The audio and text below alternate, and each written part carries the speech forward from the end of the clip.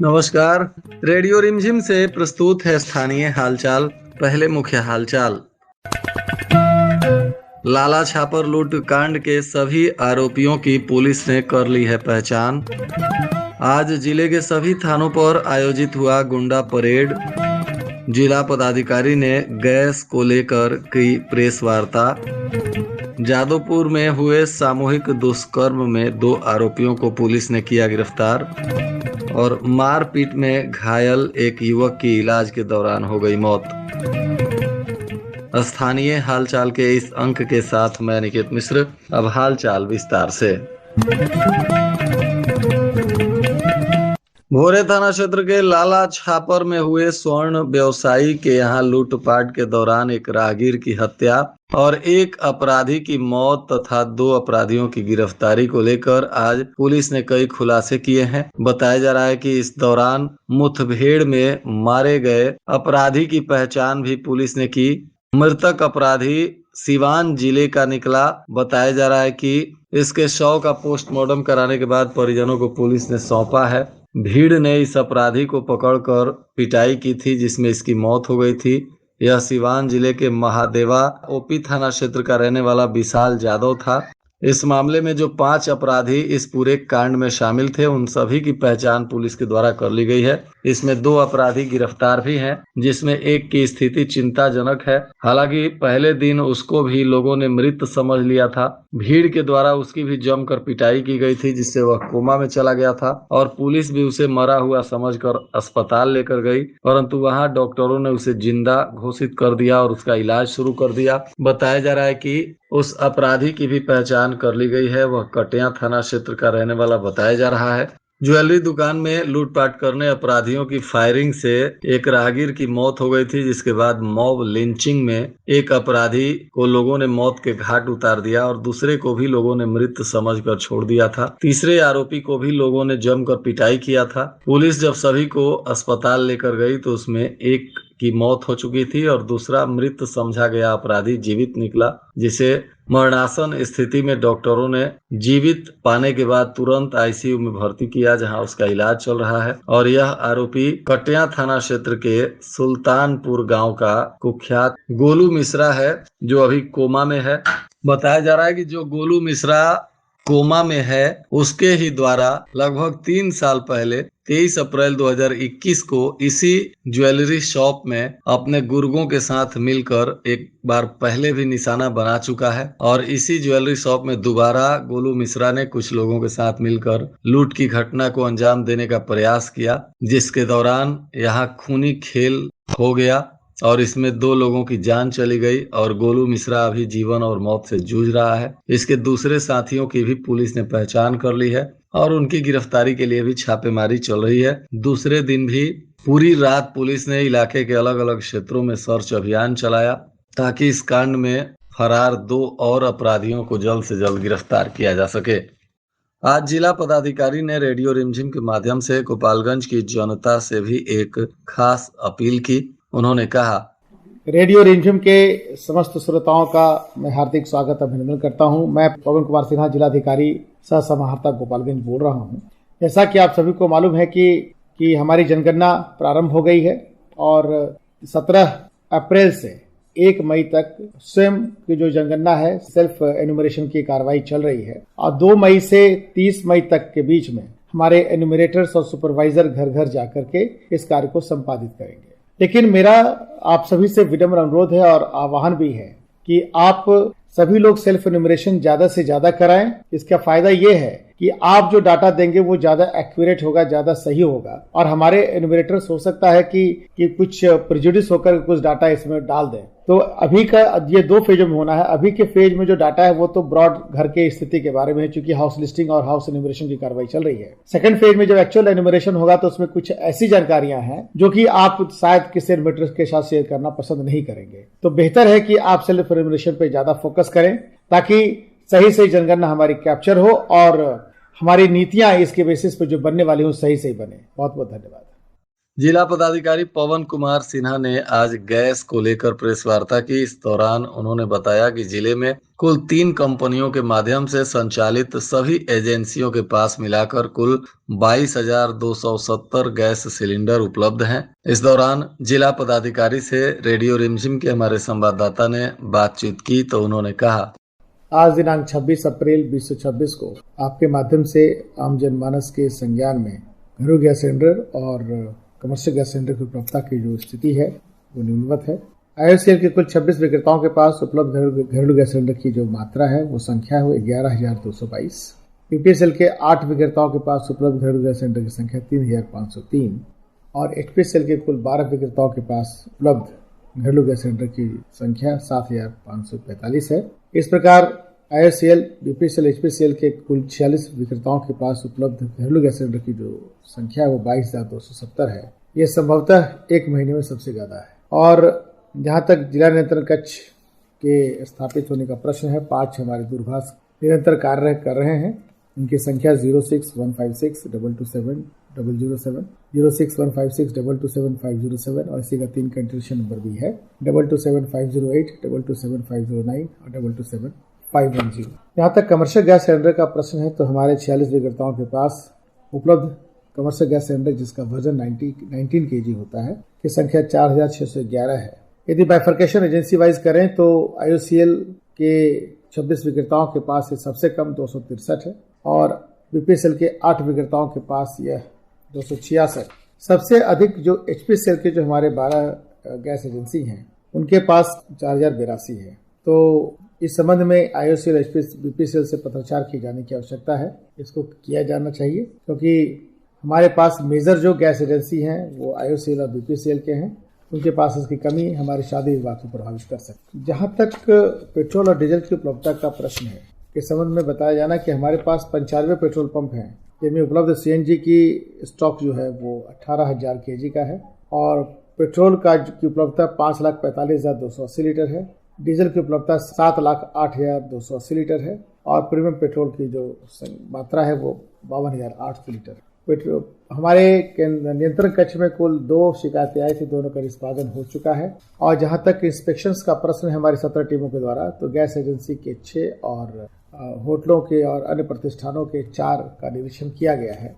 अर्थात निरीक्षण की कुल संख्या 10 है और अभी तक 10 मार्च से अभी तक यदि हम टोटल इंस्पेक्शंस की बात करें तो गैस एजेंसी जिनकी इंस्पेक्शन की गई वो 499 और पेट्रोल पंपों की संख्या 410 है।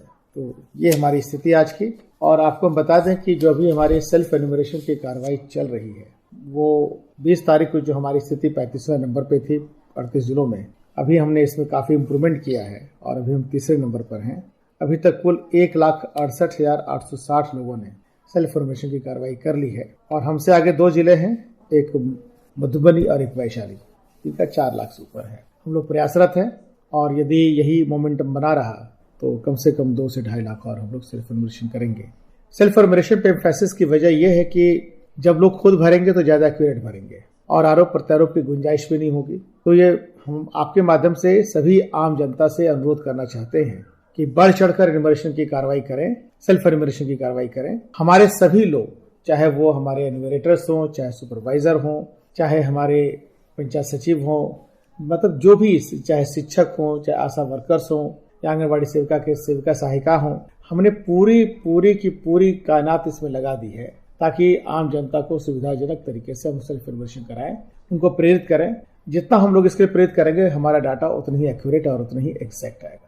जादवपुर थाना क्षेत्र में जिस ननद भौजाई के साथ सामूहिक दुष्कर्म की घटना को अंजाम दिया गया था उस मामले में आज पुलिस ने प्रेस विज्ञप्ति जारी की जिसमें बताया गया कि 2 आरोपियों को पुलिस ने गिरफ्तार भी कर लिया है। पुलिस के तरफ से दी गई जानकारी के अनुसार जादवपुर थाना क्षेत्र में एक किशोरी और एक महिला अपने घर के पास ही बांसवारी में शौच के लिए गई थी। तभी नवनिर्मित हाईवे सड़क के नीचे एक पुलिया के पास पूर्व से घात लगाकर बैठे कुछ व्यक्तियों द्वारा दोनों का जबरन अपहरण कर सामूहिक दुष्कर्म किया गया। पीड़िता के आवेदन के आधार पर इसमें प्राथमिकी दर्ज हुई, अनुसंधान प्रारंभ हुआ और इस टीम ने मानवीय सूचना के आधार पर और अन्य साक्ष्यों को ध्यान में रखते हुए छापेमारी करते हुए 2 आरोपियों को गिरफ्तार किया। जिसमें एक आरोपी अजय कुमार पिता राजेंद्र यादव और दूसरा नीतीश कुमार यादव पिता भरत यादव, ये दोनों पतहरा थाना जादवपुर के निवासी हैं। इनको अब गिरफ्तार कर इन पर आगे की विधिक कार्रवाई की जा रही है। साथ ही इसमें शामिल अन्य अभियुक्तों की गिरफ्तारी के लिए भी पुलिस लगातार छापेमारी कर रही है। बताया जा रहा है कि इसमें स्पीडी ट्रायल चलाकर अभियुक्तों को शीघ्र सजा दिलाने की कार्रवाई भी पुलिस की तरफ से की जाएगी। पुलिस की टीम और एफएसएल की टीम घटना स्थल पर पहुंचकर निरीक्षण भी की, साक्ष्य संकलन भी किया गया, वैज्ञानिक तरीके से भी साक्ष्य एकत्रित किए गए और किशोरी और महिला को इलाज के लिए अस्पताल में भर्ती कराया गया। कांड की गंभीरता को देखते हुए पुलिस अधीक्षक के निर्देश पर सदर अनुमंडल पुलिस पदाधिकारी वन और जादवपुर थाना अध्यक्ष के नेतृत्व में विशेष टीम का गठन किया गया। गोपालपुर थाना क्षेत्र के बोधा छापर गांव में 2 दिन पहले हुए शौचालय निर्माण के दौरान मारपीट के मामले में इलाजरत एक व्यक्ति की गोरखपुर के अस्पताल में मौत हो गई। घटना के बाद इधर परिजनों में कोहराम मच गया। पुलिस ने शव को कब्जे में लिया और पोस्टमार्टम के बाद परिजनों को सौंपा है और अब इसमें हत्याकांड की प्राथमिकी दर्ज कर आवश्यक कार्रवाई भी की जा रही है। बताया जा रहा है कि मृतक का नाम रामू बैठा है, जो सनेजर बैठा का पुत्र है और ये बोधा छापर गांव के ही रहने वाले हैं। बताया जा रहा है कि रामू बैठा अपने घर के पास ही जमीन में शौचालय बनवा रहा था। उसी के पड़ोसियों ने कहा कि शौचालय का मुंह उनके जमीन के तरफ और घर के तरफ है और इसी को लेकर विवाद शुरू हो गया। इसी में रामू बैठा की आरोपियों ने जमकर पिटाई कर दी। बताया जा रहा है कि इसकी 5 महीने की गर्भवती पत्नी मनीषा देवी को भी आरोपियों ने लात घूंसों से जमकर पिटाई की। उसका भी इलाज चल रहा है। इधर रामू बैठा के पेट में आंत फट गया, जिसके बाद गोरखपुर में इलाज के दौरान दूसरे दिन इसकी मौत हो गई। अब पुलिस ने इसमें आरोपियों की गिरफ्तारी के लिए ताबड़तोड़ छापेमारी शुरू कर दी है और इस कांड की गंभीरता को देखते हुए इलाके में लगातार पुलिस भी पेट्रोलिंग कर रही है और स्थिति को नियंत्रित करने का प्रयास भी किया जा रहा है। पुलिस का कहना है कि किसी भी आरोपी को बख्शा नहीं जाएगा, हर आरोपी को कड़ी से कड़ी सजा दिलवाई जाएगी। जिले के सभी थानों पर थानाध्यक्ष के नेतृत्व में चौकीदारी परेड का भी आयोजन किया गया। इस दौरान चौकीदारों को अपने अपने क्षेत्रों में सतर्क रहकर संदिग्ध गतिविधियों पर पैनी नजर रखने, सूचना तंत्र को मजबूत करने और आपसी समन्वय बनाए रखने तथा असामाजिक तत्वों पर निगरानी रखने और जेल से छूटे हुए पेशेवर अपराधियों पर भी विशेष निगरानी रखने को लेकर आवश्यक दिशा निर्देश दिया गया। जिला विधिक सेवा प्राधिकार के तरफ से पंचदेवरी प्रखंड के सिकटिया पंचायत भवन परिसर में नालसा और दिव्यांग बच्चों के लिए विधिक सेवाएं योजना 2021 को लेकर विधिक जागरूकता कार्यक्रम का आयोजन किया गया। इस दौरान स्थायी लोक अदालत और राष्ट्रीय लोक अदालत के संदर्भ में भी लोगों को जानकारी दी गई। इसमें पैनल अधिवक्ता संजय कुमार द्विवेदी एवं पीएलवी मिथुन कुमार की टीम ने उपस्थित प्रतिभागियों को नालसा और जिला विधिक सेवा प्राधिकार के संदर्भ में आवश्यक जानकारी दी।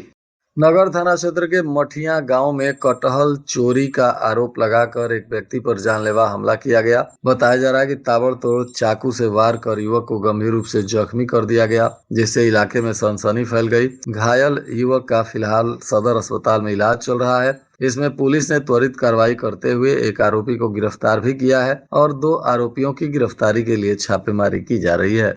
नगर थाना क्षेत्र के आरआर मोड़ स्थित पेट्रोल पंप के पास एक खड़े ट्रक में जीप ने जोरदार टक्कर मार दिया, जिससे जीप में सवार 10 लोग बुरी तरह से घायल हो गए। सभी घायलों को मॉडल सदर अस्पताल में भर्ती कराया गया है, जहां 3 लोगों की स्थिति नाजुक बताई जा रही है। इन्हें बेहतर इलाज के लिए गोरखपुर रेफर कर दिया गया है। सभी लोग सीवान से छवही खास एक तिलक समारोह में शामिल होने के लिए जा रहे थे, तभी यह दर्दनाक हादसा हो गया। ऊंचका गांव थाना क्षेत्र के साखें खास में प्रतिबंधित मांस ले जाने का आरोप लगाते हुए शक के आधार पर एक व्यक्ति की कुछ असामाजिक तत्वों द्वारा जमकर पिटाई कर दी गई और उसके संपत्ति को नुकसान पहुंचाया गया। इसको लेकर एमआईएम के नेता अनस सलाम ने कड़ा विरोध करते हुए कहा कि किसी को भी कानून अपने हाथ में लेने की इजाजत नहीं है। अगर कहीं कोई दोषी है तो तुरंत पुलिस को सूचना दे, पुलिस इस पर कड़ी कार्रवाई करेगी। मॉब लिंचिंग करने वाले लोगों पर पुलिस एफआईआर दर्ज कर शीघ्र कार्रवाई करे और दोषियों की गिरफ्तारी भी सुनिश्चित करे। लाला छापर में लूट कांड के दौरान अपराधियों की गोली से मृत डब्लू मिश्रा के परिजनों से मिलने आज पूर्व शिक्षा मंत्री सुनील कुमार उनके घर पहुंचे। इस दौरान परिजनों को ढाढ़स बंधाते हुए इस मामले की जानकारी ली। साथ ही इस मामले में पुलिस अधीक्षक से बातचीत करते हुए इस क्षेत्र में पुलिस पिकेट खोलने की भी उन्होंने मांग की। भोरे थाना क्षेत्र के लखराव बाग के पास स्याही नदी में एक ट्रक पलट गई। बताया जा रहा है कि ड्राइवर को झपकी आने से बालू लदा हुआ यह ट्रक अनियंत्रित होकर स्याही नदी में जा पलटा। घटना के बाद मौके पर भारी भीड़ जुट गई। अफरा तफरी का माहौल हो गया। लोगों की मदद से गाड़ी में सवार ड्राइवर, खलासी इत्यादि को बाहर निकालकर हॉस्पिटल में भेजा गया है। फिलहाल सभी की स्थिति खतरे से बाहर है। पुलिस मौके पर पहुंचकर मामले की जांच भी कर रही है। और आज के मौसम का तापमान गोपालगंज में न्यूनतम 24 डिग्री सेल्सियस और अधिकतम 36 डिग्री सेल्सियस रहने की संभावना है। अंत में मुख्य हालचाल एक बार फिर। लाला छापर लूट कांड के सभी आरोपियों की पुलिस ने कर ली है पहचान। आज जिले के सभी थानों पर आयोजित हुआ गुंडा परेड। जिला पदाधिकारी ने गैस को लेकर की प्रेस वार्ता। जादवपुर में हुए सामूहिक दुष्कर्म में 2 आरोपियों को पुलिस ने किया गिरफ्तार। और मारपीट में घायल एक युवक की इलाज के दौरान हो गई मौत। इसके साथ ही रेडियो रिमझिम से प्रसारित स्थानीय हालचाल का यह अंक समाप्त हुआ। नमस्कार।